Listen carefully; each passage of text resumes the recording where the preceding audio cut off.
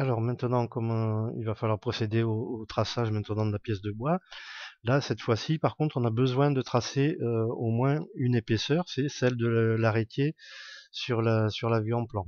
Donc faites attention, si vous avez deux pentes différentes, l'arrêtier est dévoyé, et votre arête de panne étant ici, vous pouvez mesurer sa longueur finale entre l'axe du chemin d'emprunt ici et la face de l'arrêtier. Dans notre cas, c'est 88,79.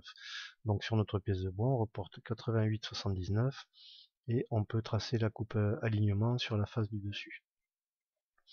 Ensuite, toujours à l'intersection de l'arête, de cette arête ici, l'arête de référence et de notre longueur, on peut maintenant tracer notre coupe à plomb. Un trait ici et un trait sur l'autre face de l'autre côté. S'il y a besoin. Hein.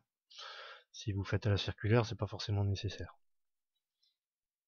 Étape suivante, il va falloir tracer l'angle de la barbe de panne qui passe par ici. Alors, comme dans la sauterelle, on ne présente pas les pièces de bois sur l'épure, il nous faudra poser notre sauterelle ici, mais par contre, on a besoin de connaître, d'avoir une cote, parce que autrement, on va pas savoir où positionner notre sauterelle ici. Alors, ça, on le trouve sur la vue en plan, ici, puisque le fond de notre barbe, en fait, ça correspond au fond de l'arêtier. Donc en gros, c'est la trace au sol ici, c'est l'emplacement du dessous d'arêtier. Donc parallèle à la sablière, cette trace-là, je vais la reporter sur l'élévation, et de là, je peux mesurer la largeur que j'ai ici. Ici, c'est 26,2, et je reporte ici d'équerre 26,2.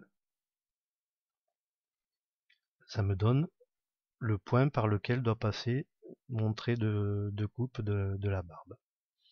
Et voilà, vous pouvez faire la même chose de l'autre côté, puisque de toute façon on est parallèle. C'est 26,2 sur l'autre face aussi, et vous pouvez tracer l'autre coupe. Et voilà, et avec ça, vous avez tout ce que vous voulez. Voilà, à bientôt pour un prochain cours sur apprendre la charpente.blogspot.com.